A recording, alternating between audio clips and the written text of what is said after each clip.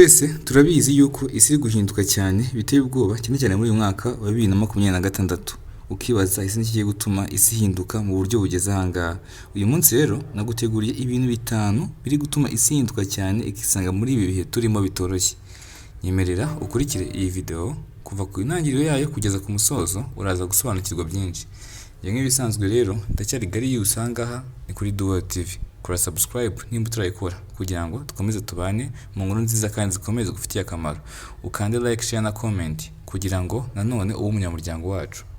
Uyu munsi rero naguteguriye ibintu bitanu bikomeye cyane biri gutuma iyi si ihinduka cyangwa igahindana mu buryo bukabije kandi buri kwangiza benshi. Ndabizi abenshi ntabwo turaza kubyumvikanaho kimwe cyangwa tubihurizeho, kuko buri wese afite uruhande bugamiyeho bitewe n'ibyo akora cyangwa bitewe n'uko ari muri ibyo bintu biri gutuma isi ihinduka cyane. Reka dore ku kintu cya mbere n'abatindeye. Dore ikintu cya mbere rero kiri guhindura isi mu buryo bwihuse kandi bukabije. Buriya rero isi muri iyi myaka tugezemo turi mu isi ya digital cyangwa mu isi ya tekinoloji ihambaye, aho turi muri system cyangwa tekinoloji ya AI. AI ni iki? Ubundi AI mu magambo arambuye ni artificial intelligence cyangwa mu Kinyarwanda ubwenge karemano. Gusa ubwenge karemano pana ubwo rimwe n'Imana busa nkaho buremwe n'abantu. Ubwo bwenge rero bwa AI buri mu bintu biri guhindura isi cyane. Murabizi abenshi, gusa kadusobanurira n'abandi twese tugendere rimwe. AI ni ubwenge karemano gusa bwaremwe n'umuntu. Ubu bwenge cyangwa system ya AI yakozwe kugira ngo ifashe abantu gutunganya no gukora amatask menshi cyane mu buryo butunganye kandi bwihuse. Ushaka kwibaza ngo ni gute? Iyi AI nk'urugero kadufate kuri AI izwi n'abantu benshi, iyo nta yindi ni ChatGPT. ChatGPT buriya ikoze mu buryo ishobora kugufasha no kugaidinga kuba wakora ikintu cyiza cyangwa ikintu cyose ushaka kuba wakora kibe cyiza cyangwa kibi mu buryo bwihuse cyangwa bworoshye. Ndaguha urugero rufatika. Ushaka guceka avuga ati nkeneye ifoto y'indarugiro ya President Donald Trump, uwo ni perezida wa Leta Zunze Ubumwe za Amerika, na President Paul Kagame, perezida w'igihugu cyacu, bari gusuhuzanya. Iyo AI neza ibigukorera nkaho bari kumwe ukagira ngo ni ibyanyabyo. Uri kumva AI nyine nko ba content creator umuhita munyumva neza cyane kurusha abandi. Ishaka ko yaguha akazi ikaba yakorera ibintu ushaka gukora wifashisha mu gutanga kugira ngo bibafashe kwitateininga cyangwa kubyidagaduriramo cyangwa bibaho ibyishimo, yego nubwo bitabirambye. Ibi ngibi rero abantu benshi cyangwa aba content creator bamaze kubimenya bigize n'umuco, aho bakura content zabo kuri uru rubuga cyangwa kuri iyi system ya AI yitwa ChatGPT. Si ChatGPT gusa, hari Gemini, hari Frog, hari n'izindi nyinshi cyane ndetse ko ndabizi yuko umuntu azindusha abenshi. Izi AI rero zagize ingaruka nziza ku bantu no muri sosiyete, ariko nahitagira n'ingaruka mbi. Nshatse kuvuga iki? Iyi AI rero iraza n'ibyo ikadufasha gukora akazi amatask mu buryo bwihuse kandi butworoheye. Abanyeshuri bamwe babikoresha bari gukora imikoro yabo yo mu rugo kugira ngo nyine byo kubagura basubira mu makaye cyangwa asubiza ubwonko mu byo yibagiwe. Ni byiza cyane, ariko nanone nta kitagira ingaruka mbi. Katuvuge kuri izo ngaruka rero, kandi izo ngaruka nazo natuzanira turebe uburyo iri kwangiza systeme na sosiyete y'isi muri rusange. Iyi AI inengwa n'abantu benshi uburyo iri gukora ibintu ukagira ngo ni ibyanyabyo kandi ari ibintu biri fake. Ubwo nyine nshatse kuvuga iki nanone? Iyi AI ifata ikintu kiri imaginated n'umuntu yarangiza nayo ikabigeneratinga mu buryo buri reality ukagira ngo ni icyanyacyo. Anga abantu benshi basigaye bagira confusing menshi bitewe n'ibyo babona, kibaza ese iki kintu ni icyanyacyo cyangwa iki kintu kiri fake, kuko iyi AI ibikora neza ukagira ngo ni ibyanyabyo. Urugero ugasanga bafashe nk'abakuru b'ibihugu bibiri babateranyije bari kurwana bikagucanga. Aho ngaho mbere na mbere uhita uta umwanya wawe bikwicira mood cyangwa bikwicira imitekerereze ko uhita ubitaho umwanya wo kubitekereza bimeze gute ukagira ngo ni ibyanyabyo. Ku muntu usobanukiwe neza agira ngo ni ibyanyabyo akaba yafata ayo makuru ari fake nawe akabagenda kuba yayasharinga cyangwa kuba yakwirakwiza ahandi, bikaba byazana umuco mubi n'urwango n'umwuka mubi mu bantu. Icya kabiri gikomeye, AI buriya mu buryo bumwe tubyemere yamaze kutugira abanebwe. Abantu benshi ntabwo tukifuza gukora amatask yacu mu buryo bwagenewe gukorwa, dusigaye twifashisha ama AI kugira ngo tubikore. Urugero basigaye baduha imikoro, n'ubundi kuvuga ko bana biga mu makaminuza ndetse n'andi mashuri yose yaba ama high school, primary, ukatwifashisha AI kugira ngo ukore wa mukoro. Ibyo ngibyo nibyo usubiza neza igisubizo cyiza kandi gikomeye gifite na fact, ariko ugeze mu kizamini iyo udafite ya telefone yawe birakugora, kandi ikindi ibingibi byarakwishwa mu mutwe ntabwo waba ukibonye igisubizo gikomeye. Icyo ni ikibazo gikomeye.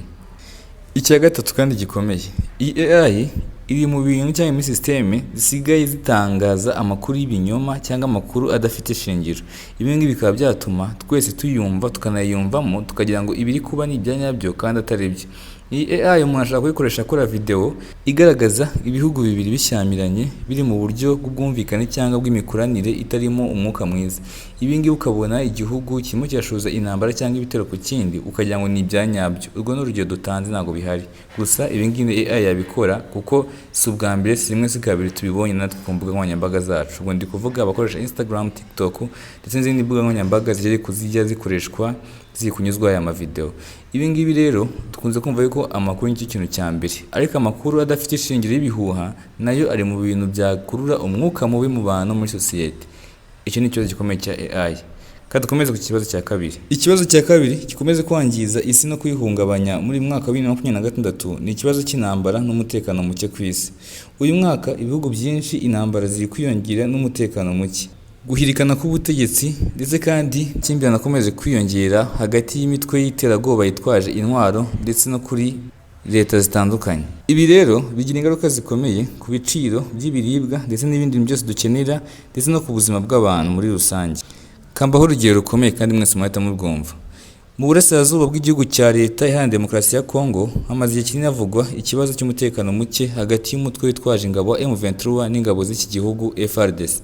Iki kibazo rero cyatumye abaturage benshi b'iki gihugu bata ibyabo n'imikorere ndetse n'imiryango bagahungira ahari amahoro. Bamwe bagiye Burundi, abandi baza mu Rwanda, abandi bajya Bugande ndetse n'abandi basubira inyuma muri Kinshasa kugira ngo bajye ahari umutekano n'amahoro arambye. Iki kibazo rero nimba kiri gukomeza kwiyongera uko bwije n'uko bukeye, niko gikomeza guhungabanya benshi, gikomeza kwica imikorere kandi kigatuma ibintu bikomeza kubura ku masoko. Noneho ibaze, iki kibazo ntabwo kiri mu bibazo bikomeye by'umutekano muke isi iri guhura nabyo. Tekereza nko muri Sudani, Uburusiya na Ukraine, muri Irani ndetse no mu bindi bihugu namwe mugiye muzi. Utekereze uko bigenda bimara igihe niko bigenda bifata intera. Utekereze impunzi cyangwa ubuzima bw'inzirakarengane buri kubatakarira ndetse n'ibyabo byose biri kwangirika muri rusange. Ibi ngibi nabyo biri gutuma isi ikomeza kwangirika cyane aho kugira ngo itere imbere kandi igire ituze. Kandi sawa gusa, muherutse kubona amatora uburyo yagenze mu gihugu cy'abaturanyi muri Uganda. Ahangaha habayeho icyo twakwita imyigaragambyo nubwo itatinze cyane ariko yari ikomeye, aho wabonaga abaturage bamwe bashyigikiye Bobi Wine abandi bashyigikiye Museveni, ukabona basa nk'aho bihanganiyemo. Ibi ngibi byangije byinshi mu buryo bumwe bwumvikana. Wenda nshaka kuvuga ati ntabwo byangiritse, ntabwo barasanye, ntabwo bakoze iki. Gahunda nyinshi za leta z'iki gihugu araho zageze zirafunga, aho twavuga nk'amashuri, ibitaro n'ibindi byinshi. Si byo gusa, iki gihugu baje no gukupa internet mu gihugu hose kugira ngo amashusho adakomeza gusakazwa y'abari kwigaragambya muri iki gihe cy'amatora. Ibi ngibi rero hari icyo biteye icyasha ku gihugu, kandi ikindi hari n'umwanya ubutakaye muri rusange. Kadukomeze ku kibazo cya gatatu. Ikibazo cya gatatu cyo gutuma 2026 irangwa n'impinduka zikabije hari ikibazo cya climate change cyangwa ihindagurika ry'ikirere. Ibi ngibi twabivuze mu biganiro byabanje, ubaye utarabyumvishe neza wasubira inyuma ukaza kubyumva. Twahereye muri Leta Zunze Ubumwe za Amerika tubona ikibazo cya strong winter storm cyabaye ikibazo cyo ku rwego rwo hejuru, cyatumye abanyamerika benshi bahagarika imirimo yabo bakaguma mu nzu kugira ngo birinde iki kibazo cy'urubura rwari kugwa rukabije rurimo umuyaga n'imvura bikabije cyane. Saho gusa kandi twagarutse nawe iwacu muri Afurika tugenda tubona uburyo ikirere kirimo kirahinduka gishobora kuduha ikirere cy'imvura gikabije tutigeze tubona muri imyaka 5 ishize. Kandi nkuko muri kubibona turi kugenda tubibona bitewe n'uburyo imvura itari gusiba ku miryango yacu. Buri munsi irimo iragwa, neje ikongera ikagwa, neje ubundi ikongera ikiyongeza. Ibi ngibi rero bituma umuhinzi bikomeza kumwangiriza umusaruro we, kuko iyo imvura ibaye nyinshi yangiza ibiri mu mirima bigatuma tubura umusaruro ku masoko. Icyo ni ikibazo cya mbere. Icya kabiri, ingendo n'imikorere birangirika. Ibi bintu nabyo biri kuba cyane muri uyu mwaka ugereranyije n'imyaka 5 ishize. Ubwo ndi kuvuga guhera muri 2020 kugeza muri 2025. Ariko uyu mwaka ho bisa nkaho biri guhinduka. Saho gusa, ahatari imvura hari kurangwa n'izuba ryinshi cyane. Ubwo ndi kuvuga muri Aziya mu bice bya Qatar na Dubai. Aha naho izuba ryariyongera ku rwego byari bisanzwe bimenyereweho. Ibi ngibi rero biri kwangiza ubuzima n'imikorere by'abatuye iyi si by'umwihariko uyu mwaka. Ni ibibazo bikomeye cyane. Kadukomereze ku kibazo cya kane kiri guteza ibibazo n'akaduruvayo uyu mwaka wa 2026. Icyo kibazo cya kane nta kindi ni social media.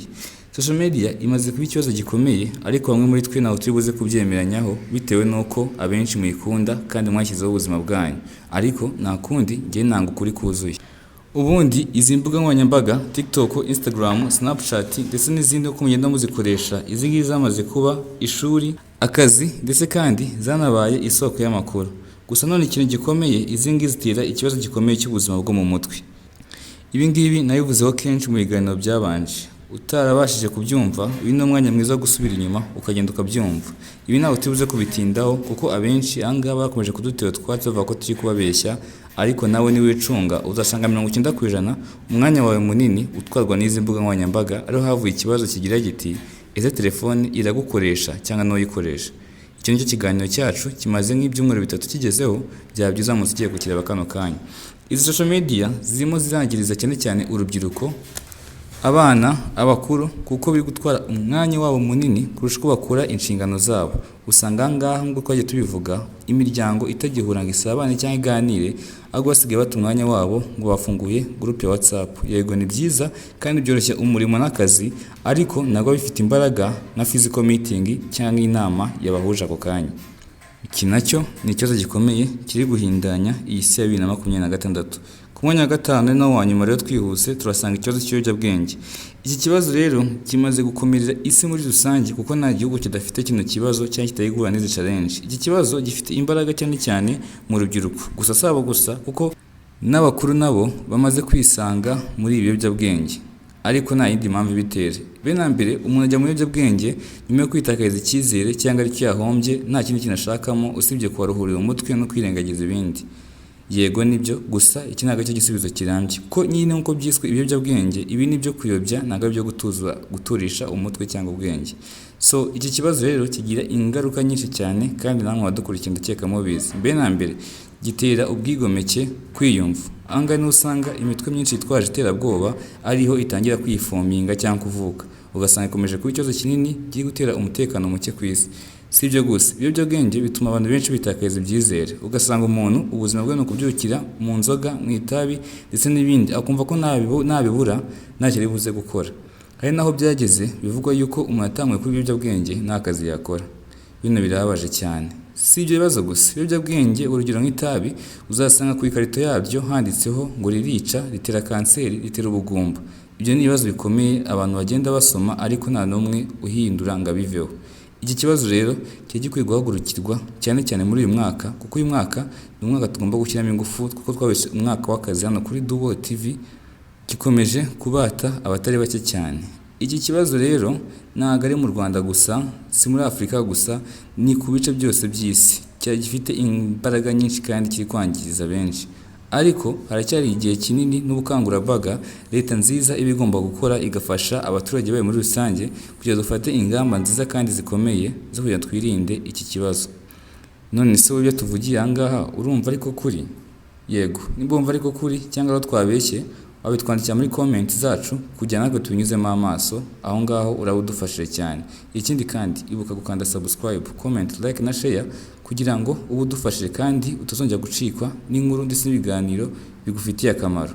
Ikindi Garius nk'ibisanzwe ahangaha turi naho ni kuri Duo TV, dusubire mu kandi kanya.